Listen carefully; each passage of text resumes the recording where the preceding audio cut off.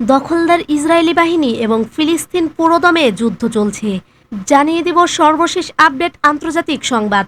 শুরুতেই থাকছে সংবাদ শিরোনাম, এরপরেই বিস্তারিত। ইসরায়েলের সঙ্গে সব ধরনের বাণিজ্যিক সম্পর্ক বন্ধ করল তুরস্ক। এরপর জানিয়ে দিব বাইডেনের জনপ্রিয়তার ভয়াবহ ধস। এরপর জানিয়ে দিব নাইজারে মার্কিন ঘাঁটিতে রুশ সৈন্য মোতায়েন। এরপর জানিয়ে দিব ফিলিস্তিনপন্থী বিক্ষোভ, যুক্তরাষ্ট্রের বিভিন্ন ক্যাম্পাস থেকে 2000 গ্রেপ্তার। এরপর জানিয়ে দিব সুইজারল্যান্ডে ইউক্রেন শান্তি সম্মেলনের আগ্রহ নেই রাশিয়ার। আরও জানিয়ে দিব যুক্তরাষ্ট্র ও যুক্তরাজ্যের বিরুদ্ধে নিষেধাজ্ঞা দিল ইরান। এবং সর্বশেষ জানিয়ে দিব আজ চাঁদে পাড়ি দিচ্ছে পাকিস্তানের মহাকাশযান। শুনছিলেন সংবাদ শিরোনাম, এখন বিস্তারিত। তবে অনুরোধ থাকবে ভিডিওতে একটি লাইক করে দিন এবং কমেন্টস করে জানিয়ে দিন আপনি কোথা থেকে আমাদের এই ভিডিওটি দেখছেন বা শুনছেন। ইসরায়েলের সঙ্গে সব ধরনের বাণিজ্য বন্ধ করল তুরস্ক।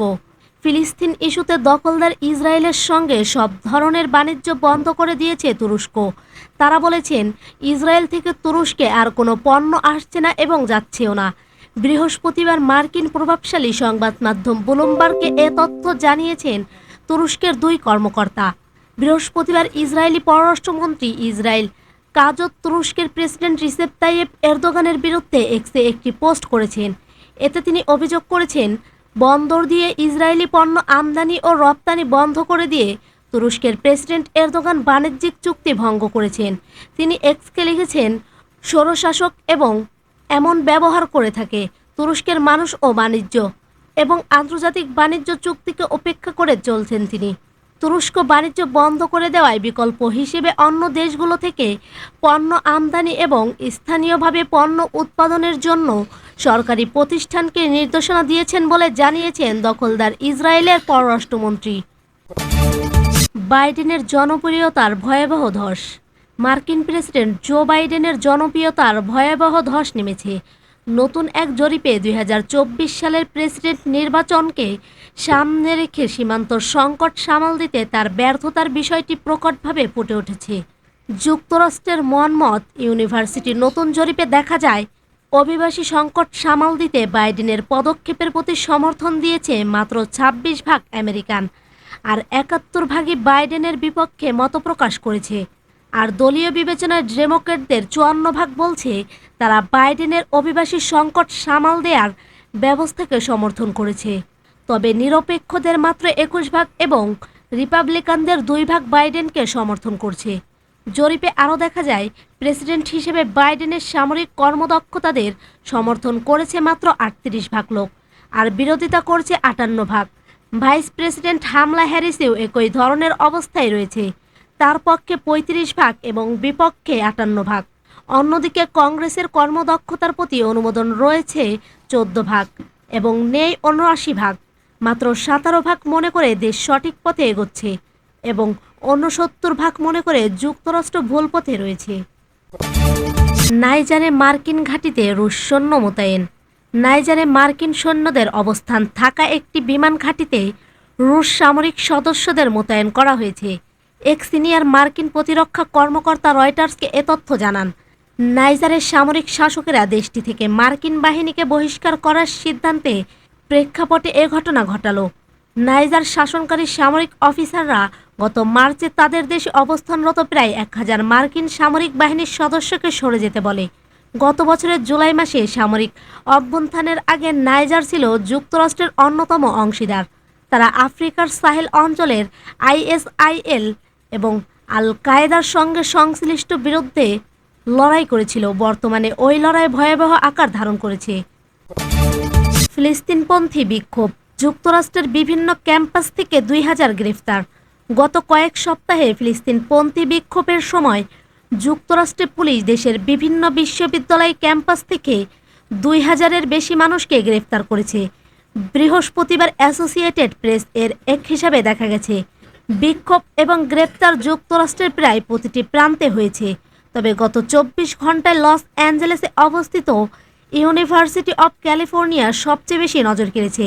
সেখানে বৃহস্পতিবার সকাল থেকে দাঙ্গা পুলিশ বিক্ষোভকারীদের দিকে ধেয়ে আসে। শত শত বিক্ষোভকারী ইউসিএল এর ক্যাম্পাস থেকে চলে যাবার আদেশ উপেক্ষা করে মানববন্ধন সৃষ্টি করে। জনতাকে ছত্রভঙ্গ করার জন্য সাউন্ড গ্রেনেড বা ফ্ল্যাশ ব্যাংক ব্যবহার করে পুলিশ। লস অ্যাঞ্জেলেস কাউন্টি শেরিফের দপ্তর থেকে দেয়া তথ্য উদ্ধৃত করে ক্যালিফোর্নিয়া হাইওয়ে প্যাট্রোলের সার্জেন্ট আলেহান্দ্রো রুবিও বলেন, অন্ততপক্ষে 200 জনকে গ্রেফতার করা হয়েছে। রুবিও জানান, তাদের লস অ্যাঞ্জেলেসের শহরে কারাগারে আটক রাখা হচ্ছে। বৃহস্পতিবার সকালে পরের দিকে শ্রমিকরা ব্যারিকেড এবং বিক্ষোভকারীদের তাঁবু শিবির ভেঙে ফেলে। বুলডোজার দিয়ে তাঁবু এবং আবর্জনা তুলে ফেলা হয়। বিশ্ববিদ্যালয়ে কিছু ভবন গ্রাফিতি দিয়ে ভরে ফেলা হয়েছে। ইসরায়েলের সাথে ব্যবসা বন্ধের জন্য বিশ্ববিদ্যালয়গুলো এবং যেসব বাণিজ্যিক প্রতিষ্ঠান গাজায় যুদ্ধ সমর্থন করে তাদের প্রতি জানিয়ে সারা দেশের ক্যাম্পাসে তাঁবু শিবির ছড়িয়ে পড়েছে। সুইজারল্যান্ডে ইউক্রেন শান্তি সম্মেলনের আগ্রহ নেই রাশিয়ার। রাশিয়া বলেছে, ইউক্রেন সংঘর্ষ কিভাবে বন্ধ করা যায় সে সম্পর্কে সুইজারল্যান্ডে সম্মেলনে তাদের যোগ দেওয়ার কোনো কারণ নেই। বৃহস্পতিবার একথা জানায়। ইউক্রেনের প্রেসিডেন্ট ভলোদিমির জেলেনস্কির অনুরোধে সুইজারল্যান্ড 15 থেকে 16 জুন এই আলোচনার আয়োজন করতে যাচ্ছে বলে আশা করা হচ্ছে। সুইজারল্যান্ডের পররাষ্ট্রমন্ত্রী ইগনাজিও ক্যাসিস বলেন, এই সম্মেলনে শতাধিক রাষ্ট্রকে আমন্ত্রণ জানানো হয়েছে। সুইজারল্যান্ডের রাজধানী বার্নে পররাষ্ট্রমন্ত্রী ক্যাসিস বলেন, ইউক্রেনের পরই প্রথমে আমরা যে দেশটিকে আমন্ত্রণ জানাই সেটি হলো রাশিয়া, কারণ রাশিয়াকে বাদ দিয়ে শান্তি প্রতিক্রিয়া চলতে পারে না, যদিও তারা প্রথম বৈঠকে থাকবে না। এ সপ্তাহে প্রকাশিত করেন পলিসি পত্রিকায় এক সাক্ষাৎকারে ইউক্রেনের পররাষ্ট্রমন্ত্রী দমিত্র কোভলো বলেন, আমরা জানি যে রাশিয়াকে আলোচনার টেবিলে এনে কোনো লাভ নেই, যদি এই নিশ্চয়তা না পাওয়া যায় যে তারা সততার সাথে এতে অংশ নেবে। যুক্তরাষ্ট্র ও যুক্তরাজ্যের বিরুদ্ধে নিষেধাজ্ঞা দিল ইরান। যুক্তরাষ্ট্র ও যুক্তরাজ্যের বিরুদ্ধে নিষেধাজ্ঞা দিয়েছে মধ্যপ্রাচ্যের দেশ ইরান। ফিলিস্তিনের বিরুদ্ধে লড়াইয়ে ইসরায়েলকে সমর্থন দেয় দেশ দুটির কয়েকজন ব্যক্তি ও কয়েকটি প্রতিষ্ঠানের বিরুদ্ধে ওই নিষেধাজ্ঞা দেয়া হয়। তুর্কি বার্তা সংস্থা আনাদোলার খবরে বলা হয়েছে, বৃহস্পতিবার ইরানের পক্ষ থেকে এই ঘোষণা দিয়ে বলা হয়, তাদের পররাষ্ট্র মন্ত্রণালয় ইসরায়েলের বিরুদ্ধে শাস্তিমূলক ব্যবস্থা হিসেবে এ পদক্ষেপ নিয়েছে। ইরানের নিষেধাজ্ঞার তালিকায় রয়েছে 7 মার্কিন নাগরিক। তাদের মধ্যে যুক্তরাষ্ট্রের স্পেশাল অপারেশন কমান্ডারের কমান্ডার জেনারেল বায়ান প্রিফেন্টন ও যুক্তরাষ্ট্রের নৌবাহিনীর 5ম নৌবহরের সাবেক commander vice admiral Brad Cooper. যুক্তরাজ্যের যেসব কর্মকর্তার বিরুদ্ধে ইরান নিষেধাজ্ঞা দিয়েছে তাদের মধ্যে রয়েছেন প্রতিরক্ষা মন্ত্রী grant Shapps, British army strategic কমান্ডারের কমান্ডার জেমস হকেনহল। এর বাইরে লোহিত সাগরে যুক্তরাজ্যের নৌবাহিনীর বিরুদ্ধেও নিষেধাজ্ঞা দিয়েছে তেহরান। যুক্তরাষ্ট্রের প্রতিষ্ঠান হিসেবে লকহিড মার্টিন শেভরনকেও নিষেধাজ্ঞা দেওয়া হয়েছে। যুক্তরাষ্ট্রের প্রতিষ্ঠান হিসেবে নিষেধাজ্ঞার আওতায় পড়েছে এলবেট সিস্টেম, পার্কার ম্যাগিট ও রাফায়েল ইউকে। আজ চাঁদে পাড়ি দিচ্ছে পাকিস্তানের মহাকাশযান। প্রথমবার চন্দ্রাভিযানে যাচ্ছে পাকিস্তানের মহাকাশযান। সবকিছু ঠিক থাকলে আজ শুক্রবার চন্দ্রাভিমুখে যাত্রা শুরু হবে তাদের। পাকিস্তানের মহাকাশ গবেষণা প্রতিষ্ঠান ইনস্টিটিউট অফ স্পেস টেকনোলজি জানিয়েছে, পাকিস্তানের ঐতিহাসিক চন্দ্র মিশন শুরু হবে শুক্রবার স্থানীয় সময় দুপুর 12টা 50 চীনের তৈরি চাংয়ে 6 চন্দ্রাভান হাইনান প্রদেশের উৎক্ষেপণ কেন্দ্র থেকে রওনা হবে। পাকিস্তানের এই চন্দ্র মিশনের নাম দেওয়া হয়েছে IQ-Q। চ্যাংয়ে 6 মিশনের মাধ্যমে চাঁদের অন্ধকার দিক থেকে ধুলা ও পাথরের নমুনা পৃথিবীতে ফেরত আনতে চায় চীন।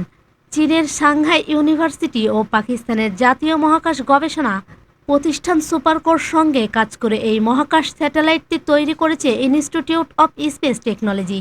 IST জানিয়েছে, IQ-Q স্পেসশিপে 2টি অ্যাপ্লিক্যাল ক্যামেরা সংযুক্ত করা হয়েছে, যা দিয়ে চন্দ্রপৃষ্ঠের ছবি তোলা যাবে।